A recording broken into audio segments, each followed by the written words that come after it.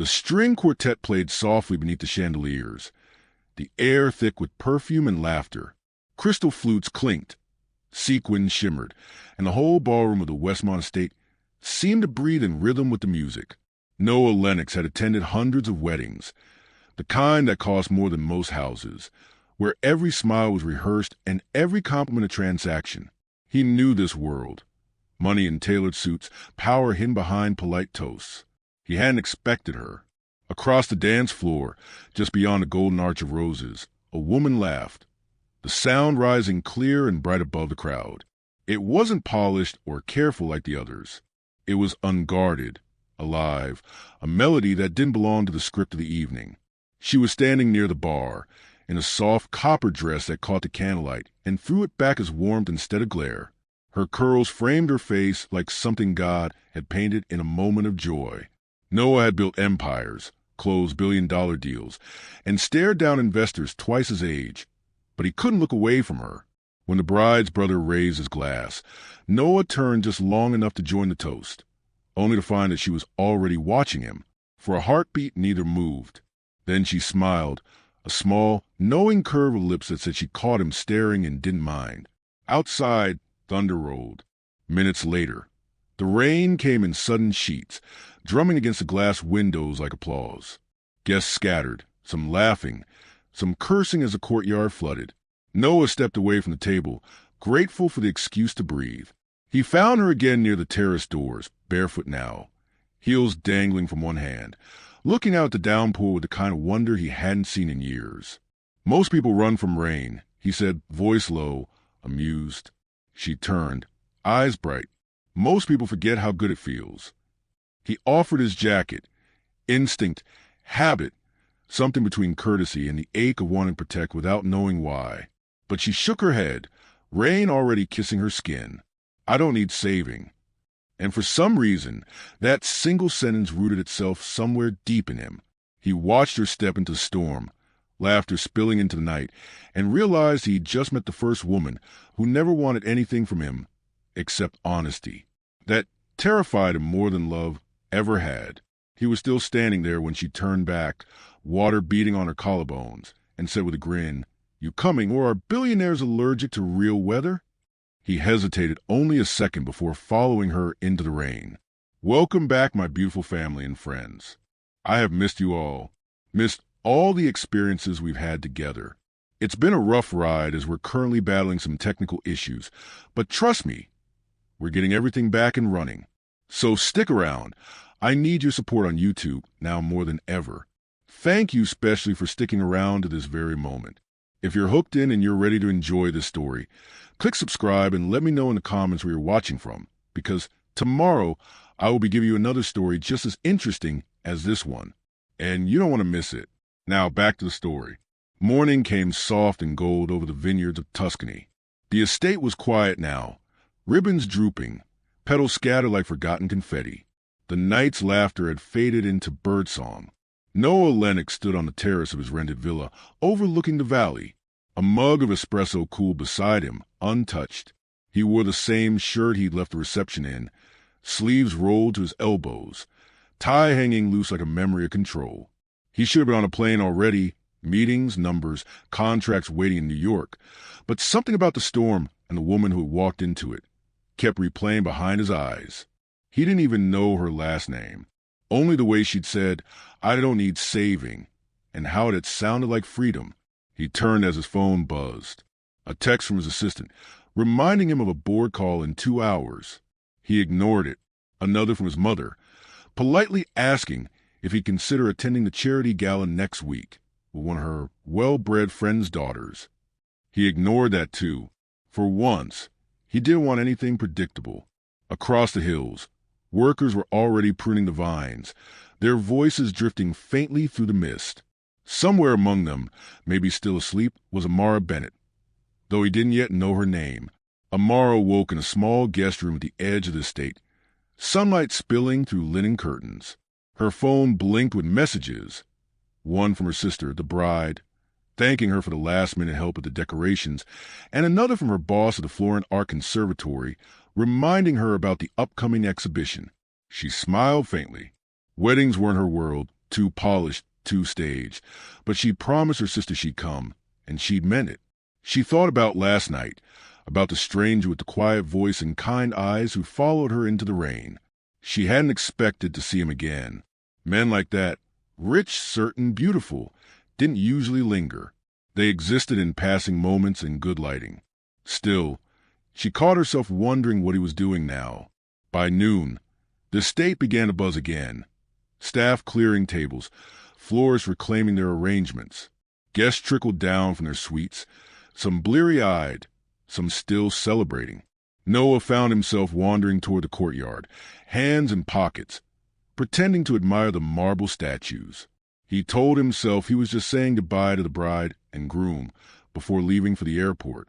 But when he saw Amara by the fountain, camera in hand, crouched to capture a line of droplets glistening on a rose petal, his heart betrayed him. She didn't notice him at first.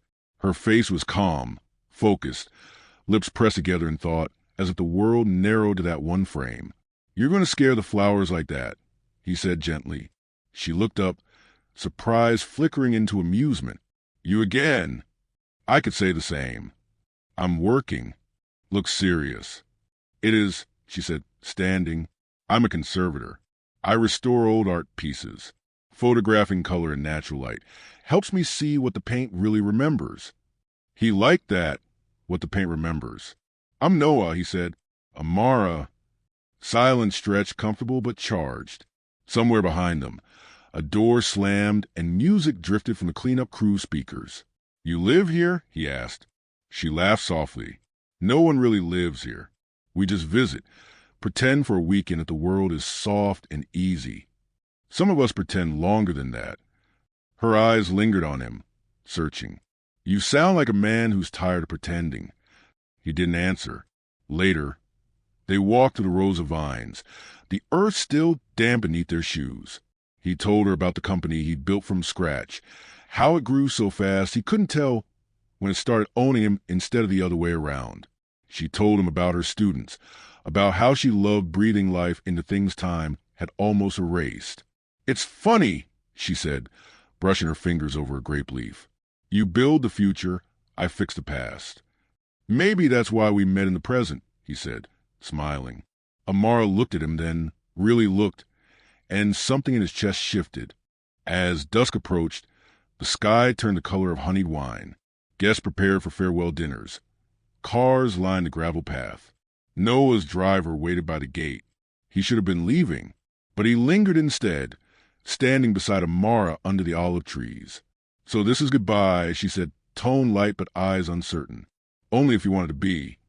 "I don't believe in promises made at weddings," she said, half smiling. "Then don't make one. Just dinner. Tomorrow, Florence." She hesitated, heart tugging between sense and something wilder. "You don't even know where I live." "I can find it." That's not supposed to sound charming. It wasn't meant to. Amara bit her lip to hide a smile. "You really don't take no easily, do you?" He stepped closer, close enough that the scent of rain still clung faintly to her hair. "Not when I think fate's trying to get my attention." She shook her head, laughing softly. One dinner. They parted with no number exchange, no guarantee, just a look that promised the universe would find a way. And for the first time in years, Noah didn't feel like running back to his empire. He felt like waiting for her, for what came next, for something that finally felt real. What do you think? Is fate real, or do we create our own timing? Tell me in the comments below. I love reading your thoughts. The floor and sun bled gold across the cobblestones, catching on the glass windows of the Palazzo di Arte Annica, the small, historic building Amara called both workplace and sanctuary. 3 weeks had passed since the wedding in Tuscany, and though life had returned to its rhythm, morning espressos, soft jazz, the steady hum of the restoration lab, something in Amara's world felt quietly rearranged. She told herself it was just the light, or maybe the season, but when she caught herself staring at her reflection some mornings, she couldn't deny it. She was thinking about him. Noah Lennox. She tried to push him from her thoughts. After all, men like him didn't linger. They passed through lives like summer storms, sudden, dazzling, unforgettable, and then were gone. Until that morning. Amara, you need to see this, called Mateo, her colleague, from across the restoration floor. She looked up from her easel, gloves still flecked with pigment. What's wrong? Mateo stood beside an oil portrait recently delivered by a private collector, an 18th century piece cracked and darkened by time. He pointed to the corner of the canvas, where the paint had flaked just enough to reveal something beneath. I think there's another signature, he said. Amara frowned. That's not unusual for old commissions. Maybe, but this one's strange. Look. She took the magnifying glass, lowering it over the revealed patch. The letters were faint but deliberate, hidden under a layer of varnish. N. Lenox, 1963. Amara froze. That couldn't be right. This painting predated the signature by centuries. Where did this come from? She asked quietly. The collector said it's from the Lenox estate sale in London. Some old family liquidation after the patriarch's death. Her heart tightened. Lenox. She remembered the way Noah had said his last name that night. Casual, as if it carried too much weight to hold. Now it felt like fate was whispering again. She stayed late that night, the studio empty except for the hum of the lights and the smell of solvent. As she carefully lifted another layer of paint, more writing emerged, a phrase in Latin etched into the wooden stretcher. Veritas non semper placet. Truth doesn't always please. Amara sat back, her chest tightening. Whoever had altered this painting wasn't preserving art. They were hiding it. And if the Lenox name was attached to that cover-up, she needed answers. Across town, in a penthouse overlooking the Arno River, Noah Lenox was trying and failing to focus. The city stretched before him in a haze of amber light and memory. Every time he passed a street musician or heard laughter echo through a piazza, he thought of her. He'd told himself to forget. He'd even tried to, but she'd become a presence, a question that wouldn't fade. So when his assistant mentioned a small conservatory in Florence reaching out with urgent inquiries regarding a painting bearing the Lenox signature, Noah's pulse quickened. Who? He asked. An art restorer named Amara Bennett. He stilled. It took him less than 10 minutes to make up his mind. The next morning, Amara was bent over the easel when she heard footsteps echo through the corridor. Mateo called out, "Senior Lenox to see you." Her brush slipped, smudging a streak of gold. When she turned, he was already there, tall, composed, impossibly out of place amid the dust and paint. For a moment, neither spoke. "I didn't think I'd actually hear from you again," she said quietly. "I wasn't planning to," he admitted, "until I saw your name on a report involving one of my family's pieces." Amara crossed her arms. "So this is your painting?" "It was part of my father's estate." "Why?" She gestured toward the canvas. "Because someone altered it years ago. And it wasn't just restoration.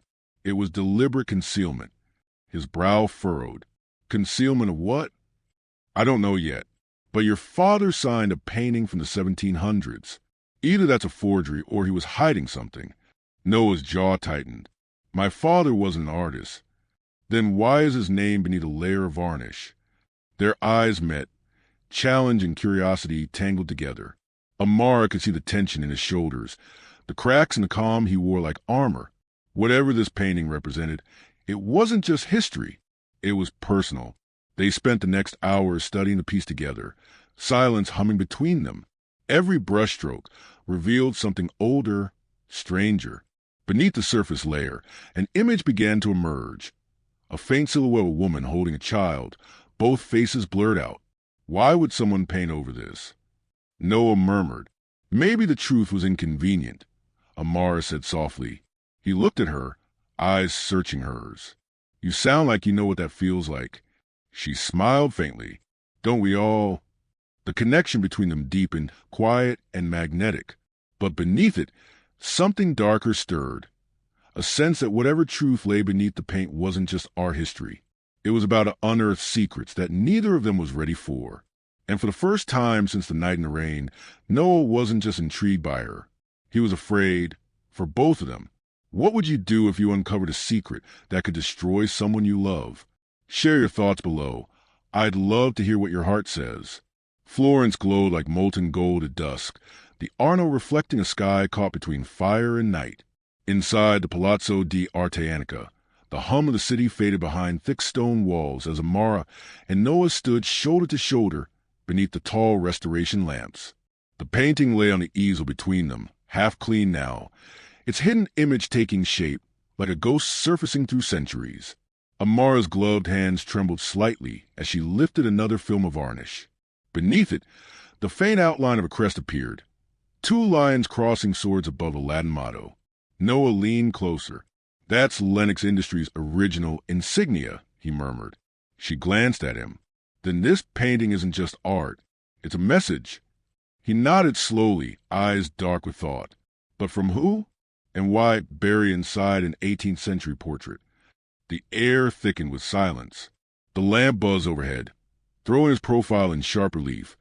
The calm exterior of a man raised on control, now fraying at the edges. Amara felt the weight of his nearness, the way his voice softened when he spoke to her, the way their hands occasionally brushed as they worked. It shouldn't have mattered, but it did. She cleared her throat. "You said your father wasn't an artist. What did he do?" Noah hesitated. "He built things. Corporations, partnerships, enemies. He believed every truth could be negotiated. And you?" "I believed him," he said quietly, "until I learned that some truths don't stay buried."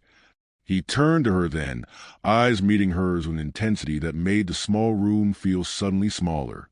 Before he could say more, the studio door creaked open. Matteo stepped in, pale and uneasy. "Amara, there's a man downstairs asking questions about the painting. He says he's from the Lennox Foundation." Noah's head snapped up. "That's impossible. The foundation's been inactive for years." "Apparently not," Matteo said. He was insistent. Noah's expression hardened. "Don't let him near the lab." Matteo blinked. "Who is he?" "I'll find out," Noah said, already striding toward the hallway. Amara caught his sleeve. "Wait. If someone's trying to hide what we found." He looked back. "Then they already know we've seen it." The unspoken fear threaded between them. An hour later, they sat in a quiet cafe near the Ponte Vecchio. The painting was locked safely away in the lab, but both kept glancing toward the door. Amara stirred her espresso absently. "You think your family's involved in something criminal?" "I think my father's legacy isn't as clean as his reputation," Noah said. "But if this painting is what I suspect, it could prove he financed illegal art trades during the Cold War, the same ones he publicly condemned." Amara's heart raced. "That would destroy your company." He met her gaze steadily. "And maybe it should." She studied him, the billionaire who could buy silence but was choosing truth instead. It didn't fit the story she'd told herself about men like him. "You don't owe the world your father's sins," she said softly. "No," he replied, "but I owe it the truth." For a moment, neither looked away. Then his phone buzzed. A single message. "Leave Florence before you regret it." Noah's jaw tightened as he showed it to her. Anonymous number. Her breath caught. "Someone's watching us." He reached across the table, his hand brushing hers, steadying her trembling fingers. "I won't let anything happen to you, Amara."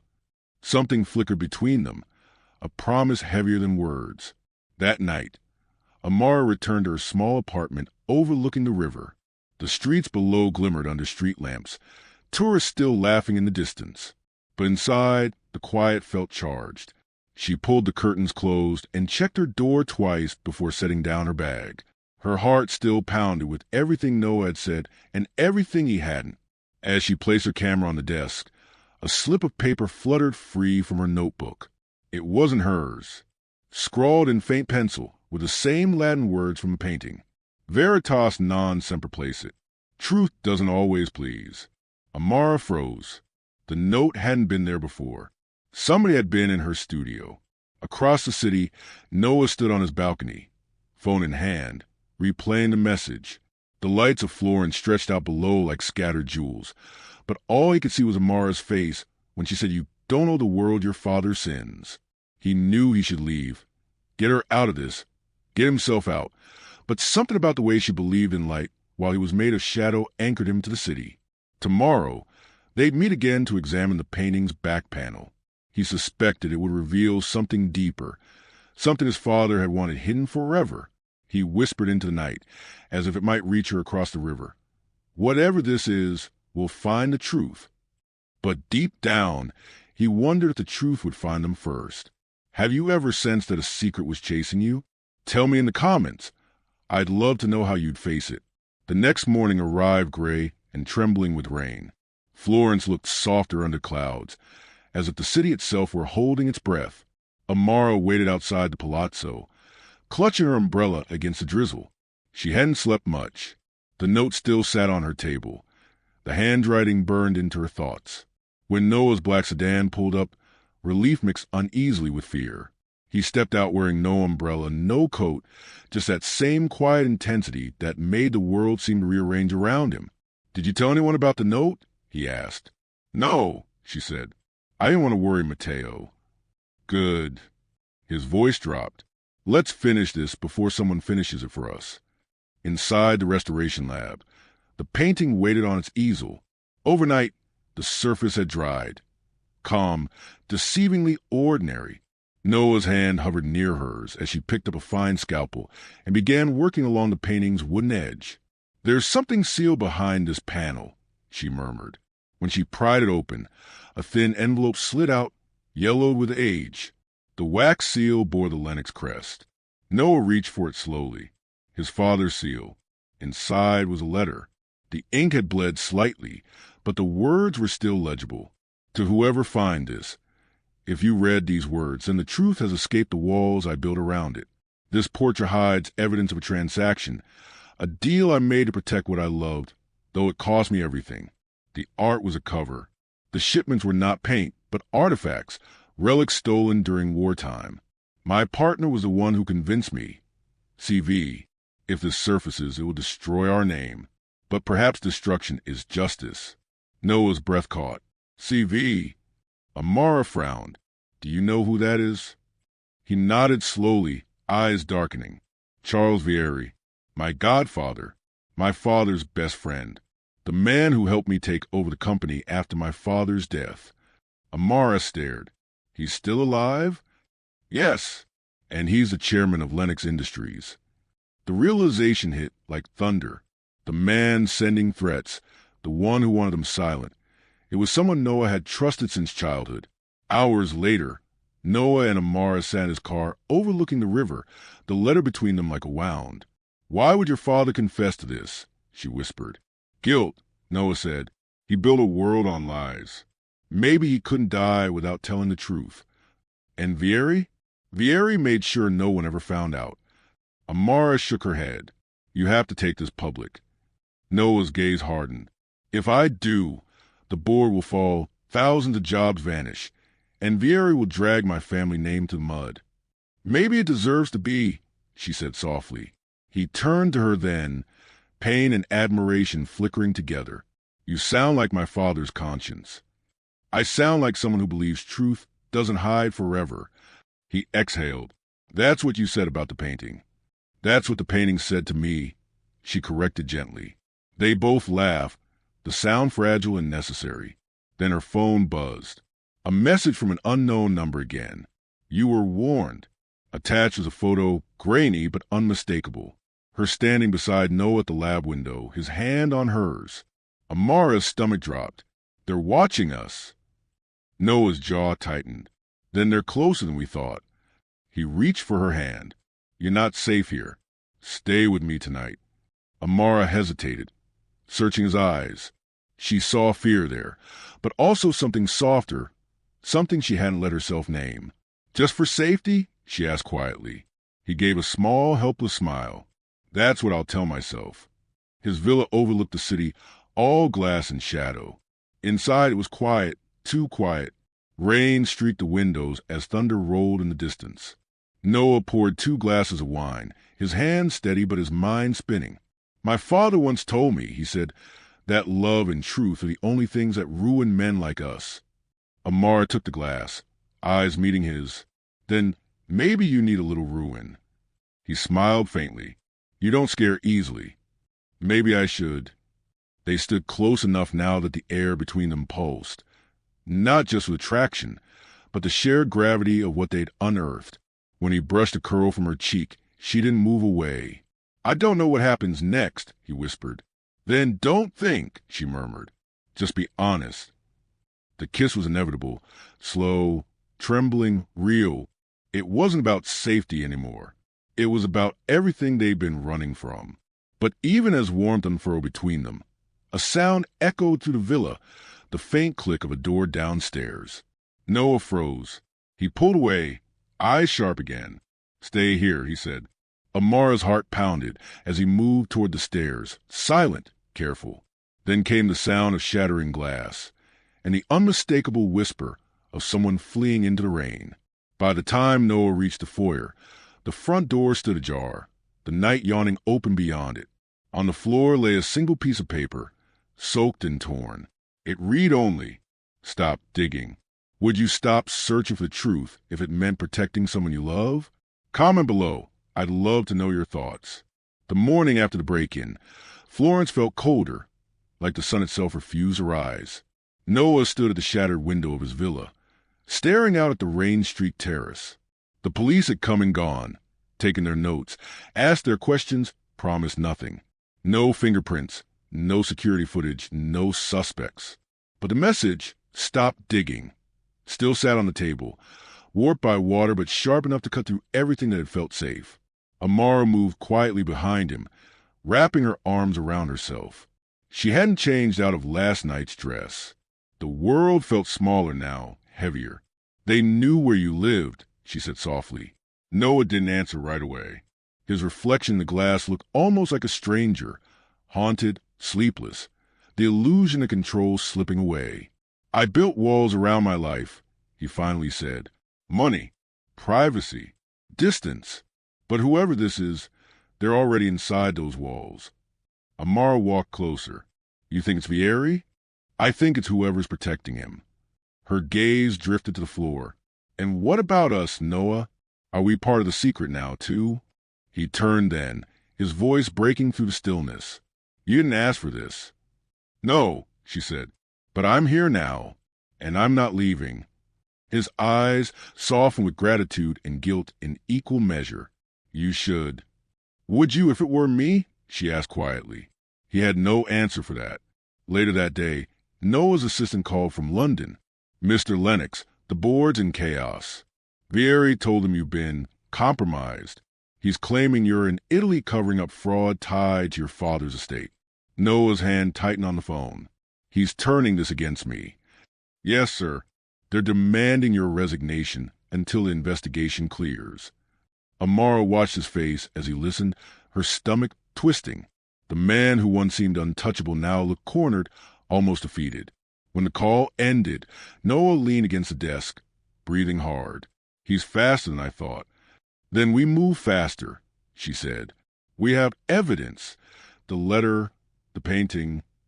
"The letter's gone," he interrupted quietly. Amara froze. "What?" "I checked this morning. It's missing." Her voice wavered. "Someone took it during the break-in." He nodded once. "They didn't come to threaten us. They came to erase proof." For a long moment, the only sound was the rain against the glass. Then Amara whispered, "So what do we do now?" He met her gaze. "We survive." That night, she returned to her apartment to pack a few things. The silence there felt different, a living thing that listened. She kept the lights off, relying on the glow from the street below. Every creak, every whisper of wind set her nerves on edge. When she finally found her passport and sketchbook, she paused, flipping to the pages as if looking for something familiar to cling to. And there it was, a small charcoal sketch she'd made days ago of the painting's backside, the Latin inscription, the faint crest, and beneath it, something she hadn't noticed before. A mark in the corner, almost invisible in real life, but clear in her drawing. 3 intersecting circles forming a triangle. Her breath caught. That symbol. She'd seen it once before, stamped on the bottom of a shipment crate that arrived at the museum 6 months ago. The manifest had listed it as a private restoration order from Vieri Global Holdings. Amara ran her phone and called Noah. "I found something. The painting. The same symbol appears on a shipment your company sent to Florence last year."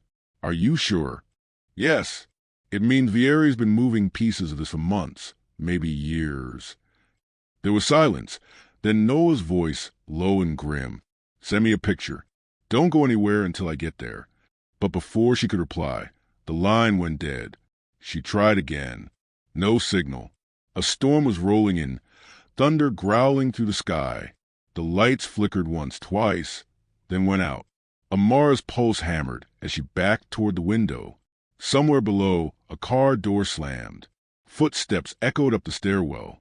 She reached for the nearest thing, her phone's flashlight, and pointed it toward the door. A shadow passed beneath the crack. Then a voice, calm and chillingly polite. Miss Bennett, I'd advise you to open up. We don't want to make this unpleasant. Her heart froze. She turned, ran to the back balcony, rain slashing across her face. The street below was 2 stories down. She could jump. Maybe. Behind her, the lock snapped. Then headlights cut through the rain, Noah's car screeching to a halt outside. Amara, he shouted from below. Without thinking, she climbed onto the railing and leapt into night. The impact stole her breath, but strong arms caught her before the world went black. When she woke, the villa was dark again, but safe. Noah sat nearby, his knuckles bloodied, his shirt torn. He looked up as she stirred. You're okay, he said, voice rough with relief. Her throat tightened. What happened? They ran when I arrived. I called a friend in Interpol. We've got one chance to end this, Amara, but it means leaving Florence tonight. She nodded weakly. Where? Zurich. There's a vault registered under my father's name. If the truth still exists, it's there. Amara reached for his hand, fingers trembling. Then we finish this. Noah looked at her for a long time, the storm still raging outside. You should know something, he said quietly. If we go after this, there's no going back. Vieri will destroy us both. Amara squeezed his hand. Then we go forward. If standing up for truth meant risking everything, even love, would you still fight? Tell me what your heart says in the comments. The jet sliced through storm clouds towards Switzerland, its cabin dim except for the amber glow of the reading lights. Amara sat beside Noah, her sketchbook open on her lap, pages fluttering with turbulence and tension alike. Neither had spoken much since they left Florence. There were too many questions and not enough answers. Outside, dawn crept over the snow-tipped Alps, and for the first time in days, Noah looked almost peaceful. His mind, however, was anything but. When they landed in Zurich, a gray drizzle slicked the runway. Noah's contact from Interpol, Agent Renault, a tall woman with sharp eyes and a colder voice, met them at the private hangar. You have 1 hour before the vault registration expires, she said, glancing between them. After that, it's sealed by Swiss protocol. If Vieri knows you're coming, he'll be waiting. Noah nodded. Then we don't have an hour to waste. The bank was carved into the side of a mountain, a fortress of glass and steel overlooking the lake. Inside, the corridors echoed with footsteps and the faint hum of distant servers. At the end of a long marble hallway sat the vault room, discreet, private, designed for secrets. Noah placed his palm on the biometric pad. A green light blinked. The door hissed open. Inside lay rows of safety boxes. One bore the number 217, his father's birthday. Noah opened it. Inside, wrapped in age parchment, was a small leather journal. Amara leaned closer as he flipped through it. The handwriting matched the letter they'd found behind the painting. But unlike the confession, this was something else. A logbook. Each entry listed coordinates, dates, and coded symbols. Shipments disguised as cultural donations. Destinations in Rome, Paris, London. And then one line that froze both of them. Transfer to Zurich archive complete. Final custodian, CV. All evidence sealed under Project Aquila. Amara traced the words with her gloved finger. Project Aquila, that's Latin for eagle. Noah's pulse quickened. Vieri's foundation uses an eagle on its seal. This wasn't just a partnership. It was a laundering system. He used my father's art restorations to smuggle stolen artifacts across Europe. He scanned further. The last page contained a single set of GPS coordinates, and beneath them, a small diagram of 3 interlocking circles forming a triangle. Amara gasped. That's the symbol from the painting. He nodded slowly. It's not just a logo. It's a location marker. Renault leaned over the journal, her expression tightening. Those coordinates point to an estate outside Lucerne. If the evidence still exists, it's there. Noah closed the book, resolve hardening in his eyes. Then that's where we finish this. Back in the car, snowflakes dusted the windshield as they drove north through winding alpine roads. The tension between them was electric, but different now. Less fear, more focus. Amara studied him in the reflection of the window. What are you thinking? That my father wasn't the villain I thought he was. Noah said quietly. He wasn't trying to hide his sins. He was trying to expose the Aries. She smiled faintly. He left you the map. He met her gaze. He left us the map. The words lingered in the silence that followed, a quiet acknowledgement of everything they'd endured. Amara turned the pages of the journal again, searching for meaning between the lines. Then her eyes widened. Noah, look. At the bottom of one page, faintly pressed into parchment, was an embossed phrase in Latin. Lux invenit audicem. The light finds a brave, she translated softly. Noah exhaled, as though the phrase itself breathed life back into him. That's what he wanted, to make sure someone brave enough would uncover the truth. He looked at her then, and for the first time since Florence, his eyes held no doubt, only conviction. We end this tonight. Amara nodded. Together, have you ever discovered a truth that changed everything you believed? Share your thoughts in the comments below. I'd love to hear what truth taught you courage. The road to Lucerne wound through silent forests and pale mists, the mountains looming like sleeping giants. By the time Noah's car reached the iron gates of the Vieri estate, night had fallen again, heavy, absolute. The mansion rose on a hill like a relic from another age, every window glowing faintly golden, every shadow deep enough to hide a lifetime of secrets. Amara tightened her scarf as she stepped out into the cold. Are you sure about this? Noah nodded, eyes fixed on the distant light of the great hall. If we don't end it tonight, he will. Agent Renault's voice crackled to the comm in Noah's ear. We're in position. My team's waiting for confirmation before we move in. Get the evidence. We'll handle Vieri. Noah adjusted his coat, one hand brushing the hidden recorder pinned inside. Understood. He turned to Amara, and for a fleeting moment, all the tension fell away. Stay close. I'm not leaving your side. Together, they climbed the marble steps. Inside, the air smelled of cigars and oil paint, a mockery of elegance built over corruption. At the center of the great hall, Charles Vieri stood before a roaring fire, glass of brandy in hand.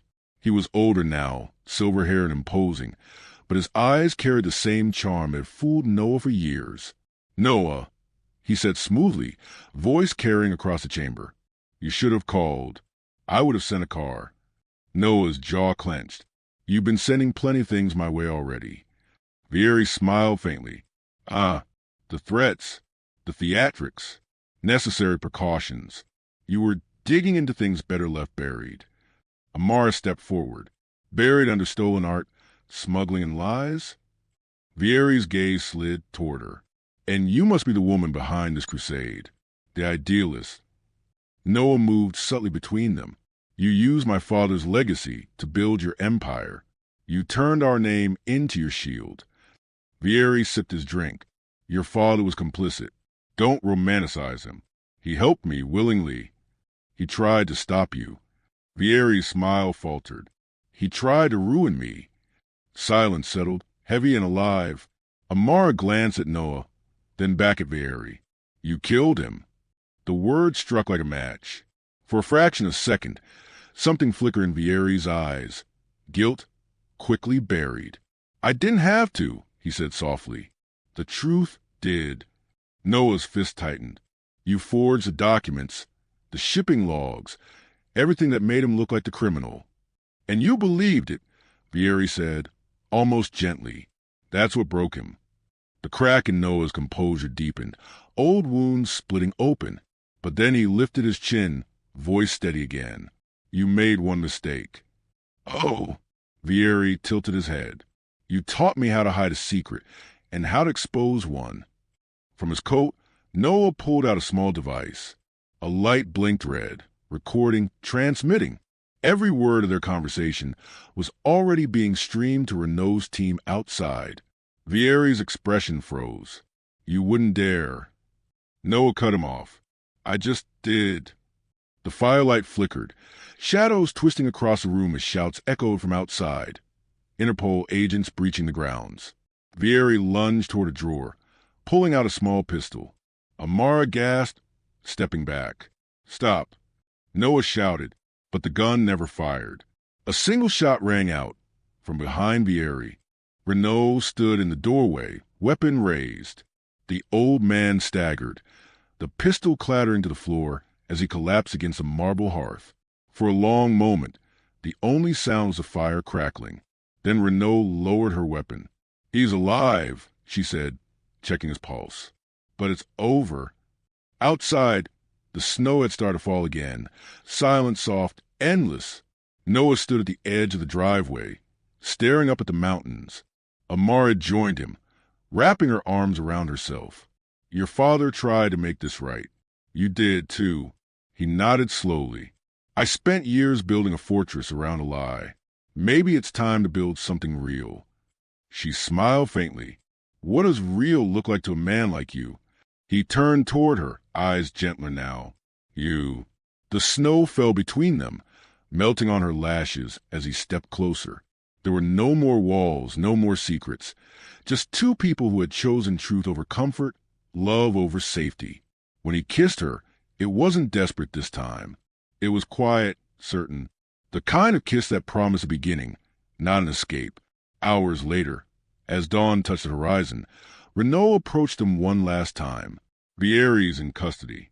The files we recovered from his vault confirm everything. You'll both be needed for testimony. Amara nodded. We'll be there. Renault gave him a rare smile. You did good, both of you. As she walked away, Noah reached into his pocket and pulled out his father's journal. He ran a hand over the cover, whispering the words that had guided them. Lux infinite audicem. The light finds a brave. Amara took his hand, intertwining her fingers with his. It found us, she said softly. He smiled. And we're not hiding anymore. Do you believe love and truth can survive even the darkest lies? Tell me what your heart says in the comments. I'd love to hear your take. Spring returned to Florence 3 months later. The river shimmered beneath new sunlight. The cafes filled again with laughter and the scent of espresso drifting through narrow cobblestone streets. At the Palazzo di Arte Annica, Amara stood once more beneath the tall restoration lamps. The painting that had begun it all now hung complete, its colors rich and luminous, the hidden crest sealed behind a fresh layer of protective varnish. She refused to sell it, even after the headlines broke. Lennox, heir and art conservator, exposed international smuggling ring. The world had called her brave and Noah noble, but to her, it still felt like they had simply chosen honesty, the most terrifying thing of all. A gentle knock pulled her from her thoughts. She turned to find Noah standing at the doorway. He looked different now, softer somehow. The tailored suits remained, but the distance was gone. His company had survived the scandal, but he'd stepped down as CEO, turning it into a trust for the artists and cultural foundations his father once wronged. Do you ever get tired of being right? He asked, a teasing warmth in his voice. Only when it cost me sleep, she replied, smiling. He crossed the room to her, holding out something wrapped in cloth. A gift, he said. One more secret that deserved to be found. When she unfolded it, her breath caught. It was a sketch, her own likeness, drawn in charcoal. The lines were elegant but real, the kind of portrait that saw her, not the version of herself she showed the world. Noah, when did you? Your studio, the night before we left Florence. You were asleep at your desk. She shook her head, smiling through tears. You kept us all this time? I kept everything that reminded me what light looks like, he said simply. They walked together to the terrace overlooking the river. The sunlight kissed the water, and somewhere in the distance, a violin sang from an open window. Amara leaned against the railing. You know, when I first sat next to you at that wedding, I thought you looked lonely. I was, he admitted, until you sat down. She laughed softly. All because I needed to escape an ex. Fate has terrible timing, he said, but excellent taste. Their laughter mingled with the city's heartbeat, light and effortless. For a long moment, they stood there, saying nothing, because they didn't need to. The silence was full, not empty. Peace had replaced the chase. Noah reached for her hand. You ever think about what's next? She tilted her head. For us? For the truth, he said. My father's journals. There's still more to uncover. Stories of what he saved, not what he stole. I want to make that his legacy. Amara smiled. Then let's restore them. Together. He looked at her, eyes full of quiet wonder. You mean that? I do. Then it's settled. The promise felt simple but infinite. A future not bound by power or fear, but by purpose. Noah brushed a strand of hair from her face, and she leaned into his touch. Amara Bennett, he said softly, thank you for finding the light. She smiled. You were never lost. You were just waiting to be seen. He kissed her then, slow, certain, and unhurried, the kind of kiss that didn't need saving, only living. And as the church bells of Florence began to ring, the river below carrying their echoes away, it felt like the city itself exhaled. For the first time in a long time, the truth had set them free. When love and truth finally meet, what do you believe wins, forgiveness or justice? Tell me your thoughts in the comments, my beautiful story family. Thank you for watching this story to the end. If you enjoyed this story, you will surely love the next one. It's as interesting and even more intriguing than you can ever imagine. So do check it out. Click on the image showing on your screen right now to watch the next one.